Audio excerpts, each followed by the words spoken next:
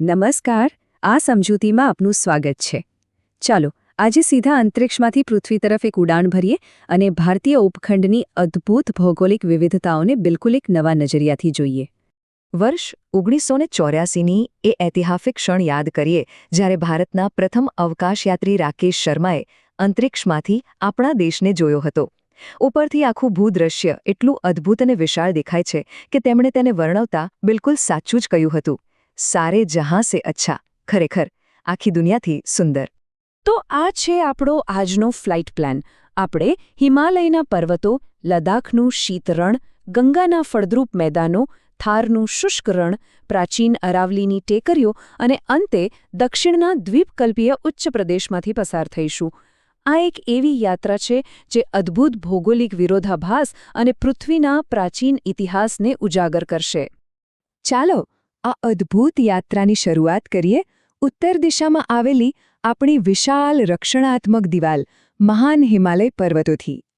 આપણે આ નામના અર્થ પર થોડું ધ્યાન આપીએ તો ખ્યાલ આવશે કે હિમાલય સંસ્કૃતના 2 શબ્દોથી બનેલો છે. હિમ એટલે બરફ અને આલય એટલે નિવાસસ્થાન.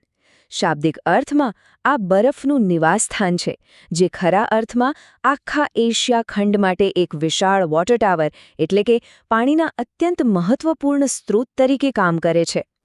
હવે આ ખરેખર મગજને ચકરાવી ચડાવી દે તેવી વાત છે કે આ સ્થિર દેખાતા ખડકો બન્યા કઈ રીતે? લાખો વર્ષો પહેલાં ભારતીય ભૂખંડ આફ્રિકા નજીકના ગોંડવાનાથી છૂટો પડ્યો. 50 મિલિયન વર્ષો સુધી સમુદ્રમાં આગળ વધ્યો અને ધડાકાભેર યુરેશિયા સાથે અથડાયો. આ પ્રચંડ અથડામણને કારણે જ જમીન સંકોચાઈને ઉપરની તરફ ઉચકાઈ ગઈ અને વિશાળ પર્વતો બની ગયા. અને જમીન પર અહીંના લોકોએ આટલી ઊંચાઈ અને કડકડતી ઠંડી સાથે અદ્ભુત રીતે અનુકૂલન સાધી લીધું છે.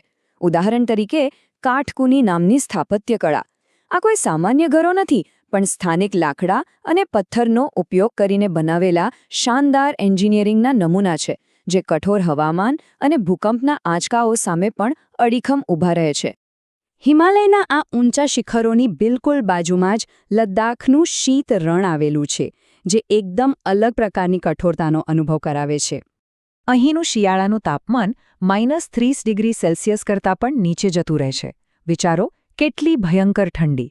વરસાદ તો લગભગ નહિવત જ. પવન અને કઠોર હવામાનના કારણે આ પર્વતો એવા ઘસાઈ ગયા છે કે આખો ખડકાળ પ્રદેશ બિલકુલ ચંદ્રની સપાટી જેવો દેખાય છે. સાવ સુમસામ અને અદ્ભુત. હવે આ થીજી ગયેલી ઊંચાઈઓથી થોડા દક્ષિણ તરફ નીચે આવીએ તો ફળદ્રુપ ગંગાના મેદાનો સાથે ભૂદ્રશ્યમાં એક નાટ્યાત્મક અને જીવંત પરિવર્તન જોવા મળે છે. અહીં સમજવા જેવી મુખ્ય વાત એ છે કે પર્વતો પરથી પીગળતો બરફ ગંગા, સિંધુ અને બ્રહ્મપુત્રા જેવી વિશાળ નદીઓને બારેમાસ વહેતી રાખે છે. આ નદીઓ પોતાની સાથે ખનિજોથી સમૃદ્ધ માટી લાવીને મેદાનોમાં પાથરે છે. આ જ કારણે આખો પ્રદેશ એટલો ફળદ્રુપ બની જાય છે કે કરોડો લોકોનું જીવન તેના પર નિર્ભર છે. ત્યાંથી પશ્ચિમ તરફ જઈએ તો આ લીલીછમ અને સમૃદ્ધ જમીનનો એકાએક અંત આવે છે અને શરૂ થાય છે શુષ્ક થારનું રણ. આ જળવિહોણા રણની કઠોરતાનો અંદાજ લગાવતા પહેલા એકવાર ગંગા નદીના પવિત્ર ઉદ્ગમસ્થાન એ થીજવી નાખતા બર્ફીલા ગૌમુખ ગ્લેશિયરને યાદ કરીએ. આ સરખામણી આપણને ભૌગોલિક આશ્ચર્યનો સાચો અહેસાસ કરાવે છે.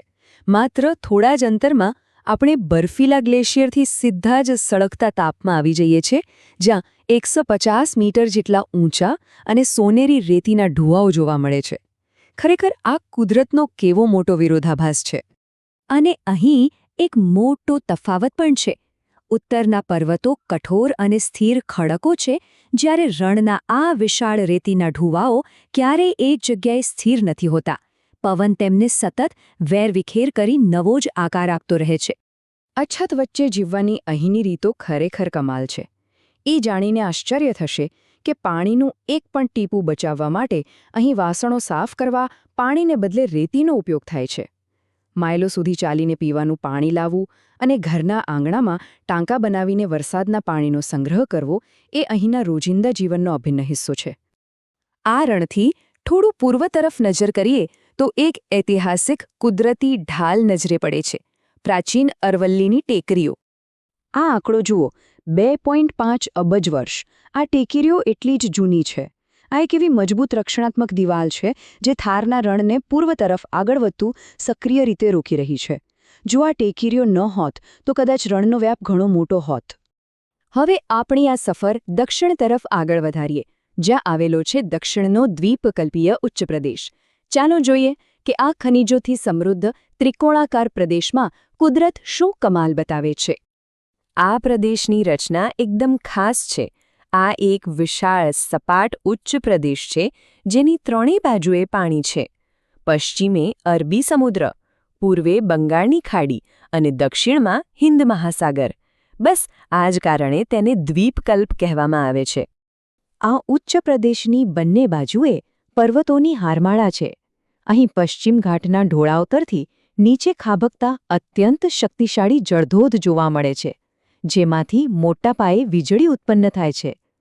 વધુમાં અહીંના ગાઢ જંગલો, પ્રાચીન આદિવાસી સમુદાયો અને વન્યજીવો માટે એક સુરક્ષિત આશ્રયસ્થાન છે. હવે જરા થોડા પાછળ હટીને આ આખી સફરનું મોટું ચિત્ર જોઈએ. એક તરફ ઉત્તરના થીજી ગયેલા બર્ફીલા શિખરો અને બીજી તરફ દક્ષિણના ઉચ્ચ પ્રદેશના આ લીલાછમ ગર્જના કરતા જળધોધ. આ બંને અંતિમો એક સાથે જોતા સમજાય છે કે આ ભૂમિ એકબીજા સાથે જોડાયેલી કેવી અદ્ભુત ભૌગોલિક અજાયબીઓ ધરાવે છે. અને અંતે આખી યાત્રા આપણને એક અત્યંત રસપ્રદ કોયડા પર લાવીને ઊભા રાખે છે. ગરમી અને પર્વતોના બરફ પીગળવા વચ્ચેનું આ ચક્ર કેવી રીતે કામ કરે છે, જેના કારણે બ્રહ્માના પુત્ર તરીકે ઓળખાતી વિશાળ બ્રહ્મપુત્રા નદી સૂકાવાને બદલે ઉનાળાના કાળઝાળ મહિનાઓમાં સૌથી વધુ રૌદ્ર અને મોટી બની જાય છે. વિચારવા જેવું છે ખરું ને? આજના માટે આટલું જ. આશા છે કે આ સફર યાદગાર રહી હશે.